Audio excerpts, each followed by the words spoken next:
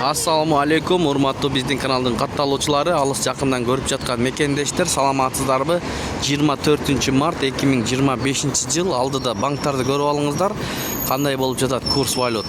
Эгер обменка көрөм десеңиздер, өйдө жакта подсказка болот. Подсказканы басып кирсеңиздер, обменканы көрөсүздөр. Бишкек шаарынан көрүп жатасыздар. Айыл банк туугандар, доллар 86 сом 55 тыйын, евро 93 сом 50 тыйын, рубль 1 сом. Сату 1.050. Өтө өйдө сатып атат Айыл банкта рубльдө. Эко Исламик банкта доллар 86 сом 70 тыйын, сату 87 сом 20 тыйын, евро 93 сом 10 тыйын, сату 94 сом 10 тыйын. Рубль сатып алып 1 сом, сату 1.03. Казак теңгеси 0.11.9. Сату 0.20 тыйын.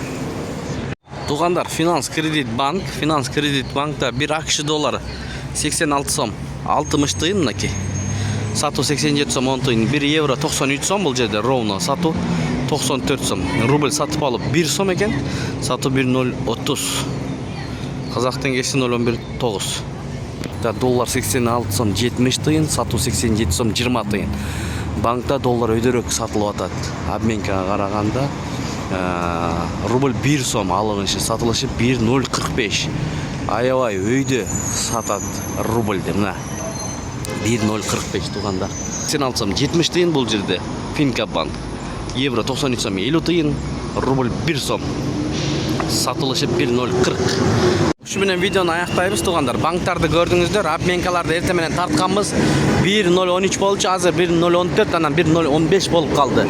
Рубль өсүүдө. Лайктардан тырс сындырып басып көрүңүздөр. Бишкек шаарынан көрүп жатасыздар.